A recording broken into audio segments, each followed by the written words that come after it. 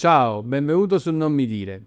Adesso ti vado a mostrare una funzione che tornerà utile quando vuoi inviare dei dati sensibili. Molte volte capita che vuoi mandare un'email con delle cose più che personali, ma che ti creano il problema di dover pensare e dire: ma se questa email poi viene inoltrata, se poi viene stampata e se poi viene salvata, in Gmail c'è la possibilità di poter bloccare queste funzioni quando tu invii un'email. È una funzione molto utile e che può migliorare ancora di più la privacy delle tue conversazioni tramite posta. Resta qui con me, ci vogliono giusto 2 minuti e ti faccio vedere come si fa.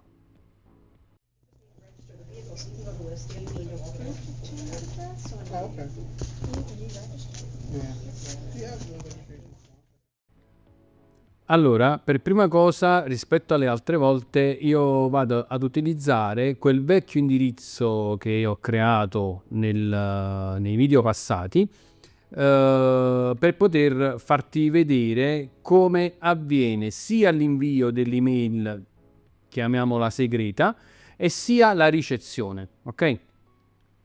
Allora, invio un'email all'indirizzo email di Non mi dire. A proposito, questa funzione può essere utilizzata anche per email esterne, cioè nel senso che email non di Gmail. Quindi tu utilizzi Gmail per poter inviare un'email protetta ad un'email che non è Gmail. Funziona. Infatti io adesso la invio proprio a un indirizzo che non è Gmail, ok? Allora, oggetto, facciamo email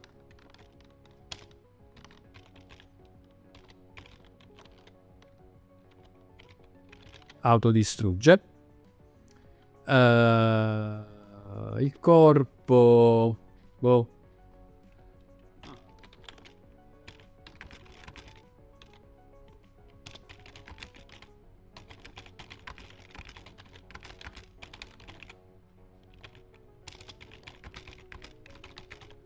Ovviamente non bisogna mai dimenticare. Fammi togliere sto blocco perché non mi piace. Diciamo grazie, così capiamo la cosa. Allora, io ho queste mail, ho messo tutti i dati, ho messo quello che praticamente deve essere letto e poi vado qui. Attiva, disattiva modalità riservata. Ci clicco. Perfetto. In questa sezione io posso scegliere quando questa email potrà essere visibile. Come puoi vedere, l'email ha delle tempistiche, addirittura rimarrebbe attiva fino a 5 anni, ok? Ma dopo ti farò vedere anche questo. Questo praticamente potrà anche essere bloccato prima. Cioè io ipoteticamente metto la scadenza in una settimana, tra una settimana, e prima decido che quell'email verrà bloccata e che non verrà più letta, ok? Io metto un giorno. Quest'altro passaggio qui, anche questo è molto interessante perché permette di aggiungere una ulteriore protezione all'email. Io farò direttamente questo qui, passcode SMS, così ti mostrerò anche questa possibilità. Cosa significa? Che chi riceve l'email, o quantomeno chi la vuole leggere, deve inserire il codice che gli arriva sull'SMS. Quale numero? Il numero a cui io che invio l'email ho dato l'autorizzazione. Io adesso ti faccio vedere. Faccio salva qui, quindi l'email diventa blu, vedi? E poi mi dice che il contenuto scade il 6 settembre. E poi ti dice pure che i destinatari non potranno fare inoltre, copia, stampa, download per queste email, ok? Allora, quando vado a premere invia, ecco qui. Qui mi dice di mettere praticamente l'indirizzo email.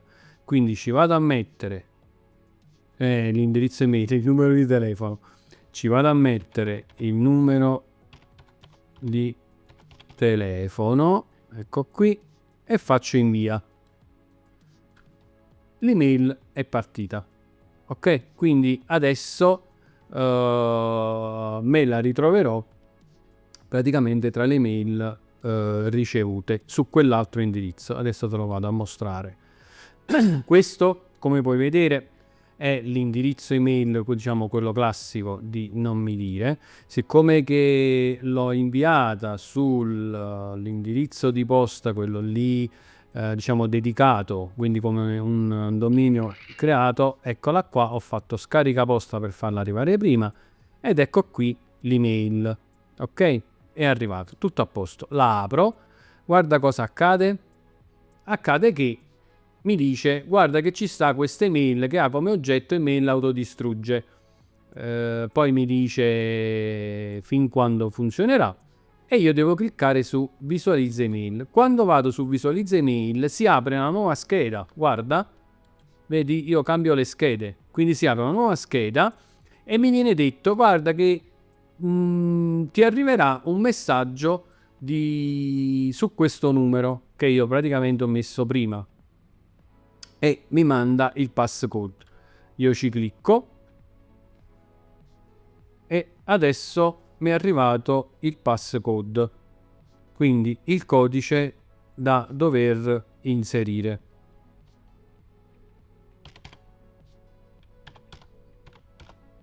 Allora, questo qui, se lo tolgo, praticamente io potrò visualizzare l'email più volte, ce la apro, la chiudo, la apro, per 5 minuti. Se lo lascio. Se lo tolgo invece vale una sola apertura. Adesso lo tolgo così ti faccio vedere che vale una sola apertura. Faccio invia ed eccola qua. Questa è l'email che praticamente è protetta. Come puoi vedere non posso nemmeno copiare. Io sto premendo, non copia, tasto destro non funziona. Mi dice da dove è partita, mi dice dove è arrivata, l'indirizzo email, lascia il messaggio, vedi, però non posso fare praticamente nulla. Vediamo un attimo il menu cosa mi dice. Se faccio stampa, eccola qua, vedi? Mi esce il messaggio che la stampa non è consentita, vedi? Quindi non è possibile farla. Ok, adesso ti mostro come io debba reimmettere il codice di passcode, quindi quello lì che io non ho dato l'assenso per il fatto dei 5 minuti, guarda, vedi? E infatti lo devo reinserire e poi ti mostro come praticamente la posso bloccare. Vado in quelle lì inviate, email autodistrugge, clicco qui ed eccola qui. Questa è quell'email che io ho inviato. Vado qui e faccio rimuovi accesso. Azione completata, quindi significa che se vado qui non hai accesso a questa email. Vedi? Quindi praticamente l'email ora è persa. Cioè sia in ricezione ma solo in invio si può vedere quello che accade. E allora questo è tutto. Come puoi vedere la funzione è molto utile, specialmente quando si vogliono far girare dei dati sensibili, molto utile perché tende a creare un controllo sui messaggi, quelli là più importanti e più delicati.